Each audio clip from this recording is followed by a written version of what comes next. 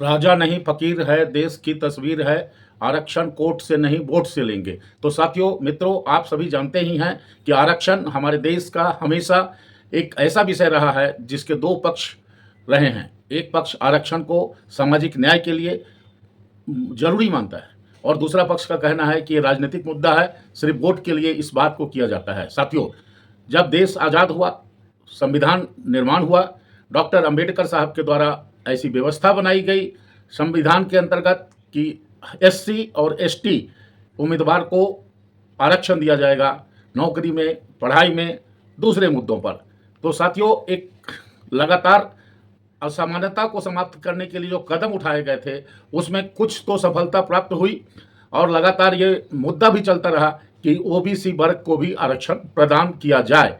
परंतु साथियों, एक 1979 में बीपी मंडल साहब की अध्यक्षता में एक कमीशन बनाया गया और उस कमीशन ने, बीपी मंडल साहब की अध्यक्षता की कमीशन ने 27% आरक्षण ओबीसी को प्रदान करने की अनुशंसा की। लगातार ये मुद्दा चलता रहा, कब लागू होगा, कब से लागू होगा, कौन लागू करेगा। तो जब विश्वनाथ प्रताप सिंह साहब बने प्रधानमंत्री और अंदर की बहुत सारी विवादें थी, राजनीतिक विवाद भी थी, उस बीच में उन्होंने घोषणा किया 27% आरक्षण मंडल कमीशन के द्वारा जो आरक्षण की सिफारिश की गई थी, मंडल कमीशन की सिफारिश को उन्होंने स्वीकार किया।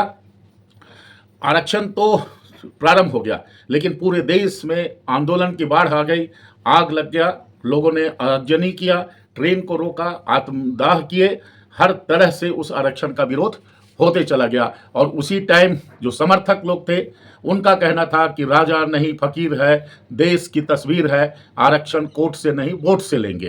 तो ये लगातार एक राजनीतिक मुद्दा बनता रहा। और साथियों, 1992 में इंदिरा साहनी वर्सेस स्टेट में एक निर्णय दिया गया माननीय सर्वोच्च न्यायालय के द्वारा कि उसमें उन्होंने इस बात की स्वीकृति प्रदान की कि 27% आरक्षण ओबीसी को दिया जा सकता है।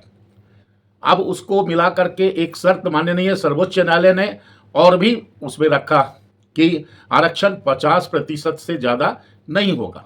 साथियों, ये तो चलता ही रहा। राज्यों में अभी भी कहीं कहीं सर्वोच्च न्यायालय की दिशा निर्देश का विरोध होता है या उससे ऊपर जाने की कोशिश राजनीतिक रूप से की जाती है, चाहे वो वोट का मामला हो, चाहे चोट का मामला हो, लेकिन चलते तो रहता ही है।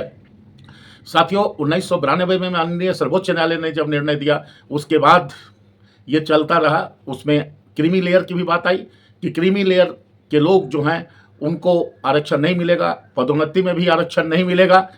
लेकिन ये भी विवादित विषय रहा है। राज्य सरकारें सर्वोच्च न्यायालय के, माननीय सर्वोच्च न्यायालय के निर्णय के अनुरूप उसके खिलाफ में भी जाती रही हैं अपील में। ये लगातार, चूँकि मुद्दा ही ऐसा रहा है साथियों कि उसमें किसी भी तरह की कोई गुंजाइश नहीं बचती है दोनों पक्ष एक होने में। इसके बाद 10% EWS को आरक्षण दिया गया। उस पर माननीय सर्वोच्च न्यायालय का ये दिशा निर्देश था कि 60% आरक्षण दिया जा सकता है। और इसको देख करके पूरे देश के अंदर आरक्षण को बढ़ाने की बाढ़ आ गई। कभी पंजाब के अंदर आरक्षण की लड़ाई हुई, कभी राजस्थान के अंदर आरक्षण की लड़ाई हुई, और अभी मराठा आंदोलन बहुत ही तेजी में चल रहा है देश में, विशेषकर महाराष्ट्र में। महाराष्ट्र में जारंगे साहब एक नेता हैं, उनके नेतृत्व में लगातार आंदोलन चलता ही जा रहा है। और जो महाराष्ट्र सरकार के द्वारा बढ़ाया गया आरक्षण की सीमा को, उसे माननीय सर्वोच्च न्यायालय ने निरस्त कर दिया गया। साथियों, यहाँ एक बात बतलानी आवश्यक है कि सर्वोच्च न्यायालय के द्वारा एक अभी निर्णय आया है, फिलहाल का निर्णय है 9 सितंबर 25 का।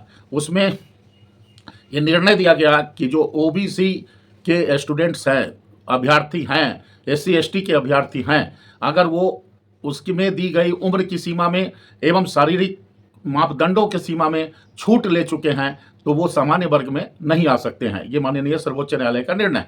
अगर SC ST के लोग का उम्मीदवार और OBC के उम्मीदवार शारीरिक और उम्र की छूट नहीं लिए होंगे और उनका प्रतिशत अधिक आता है, उनके उच्च नंबर प्राप्त होते हैं, तो उसमें वो आ सकते हैं, सामान्य श्रेणी की जगह पर आ सकते हैं। तो साथियों, आज एक सवाल है कि इस आरक्षण के विरोध में, आरक्षण के समर्थन में आप जिस भी पक्ष में हैं, आप अवश्य अपने चौधरी टॉक के माध्यम से अपने हिसाब से अवश्य कमेंट्स करिए कि क्या ये सही है, क्या ये गलत है, अनुचित है, तो और अगर गलत है तो क्या होना चाहिए, सही है तब तो बहुत अच्छी बात है और लगातार चलती ही रहती है। आंदोलन से देश भी जलता है, लेकिन आरक्षण के मुद्दे को लेकर के तो जब तक सामाजिक और राजनीतिक रूप से इसका निराकरण नहीं किया जाएगा तब तक आरक्षण की आग यूं ही जलते रहेगी। कभी महाराष्ट्र में जलेगी, कभी पंजाब में जलेगी, कभी बिहार में, उत्तर प्रदेश में, और कभी मध्य प्रदेश के अंदर और दूसरे सरकार के अंदर, प्रदेशों के अंदर लगातार आंदोलन चलता रहेगा। तो मेरा आप सभी से अनुरोध कि आप अपने कमेंट्स में अपने चौधरी टॉक को अवश्य बतलाएं कि ये कैसा लगा आपको, मेरी द्वारा प्रस्तुत किया गया कार्यक्रम कैसे लगा, कि कैसे सुधार में आएगा आरक्षण, और आरक्षण के खिलाफ जो आंदोलन होते जा रहा है, 60% से ऊपर के लिए आंदोलन हो रहा है, उसका निराकरण क्या है, क्या निराकरण है उसका। बहुत बहुत धन्यवाद, नमस्कार।